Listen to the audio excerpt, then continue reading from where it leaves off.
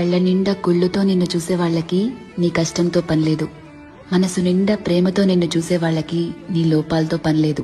కడుపు నిండా ద్వేషంతో నిన్ను చూసే వాళ్ళకి నీ మంచితనంతో పనిలేదు. గుండె నిండా అభిమానంతో నిన్ను చూసే వాళ్ళకి నీ తప్పొప్పులతో పనిలేదు. రక్తం నిండా కోపంతో నిన్ను చూసే వాళ్ళకి నీ పశ్చాత్తాపంతో పనిలేదు. వీళ్లే కాదు, నీ చుట్టూ ఉన్న ఇంకో 100 మంది నిన్ను 100 రకాలుగా చూడొచ్చు.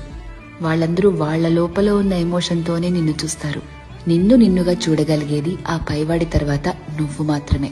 ఎప్పుడైతే నువ్వు నీలో ఉన్న తప్పులు ఒప్పులు, మంచి చెడు, నీలో కోపాలు, నువ్వు చేసే మోసాలు, నీలో మార్పులు, నువ్వు పడే పశ్చాత్తాపాలు, నీ చుట్టూ బాధ్యతలు, నీ ఆశలు, వాటికై నీ కష్టాలు, దేవుడిచ్చిన లోపాలు, నీ ప్రయత్నాలు, ఇలా ఎదుటి వాళ్ళని జడ్జ్ చేయడానికి మనం వెతుకుతూ ఉంటామే, వాటన్నిటి ద్వారా నిన్ను నువ్వు చూసుకోగలిగితే ఎలా అన్బయాస్డ్ గా, లాయర్లా కాదు జడ్జి లాగా, అప్పుడు నువ్వేంటో నీకు అర్థమవుతుంది కదా. అదే సెల్ఫ్ అవేర్నెస్ అంటే. సెల్ఫ్ అవేర్నెస్ నీకు చాలా ప్రశాంతతనిస్తుంది.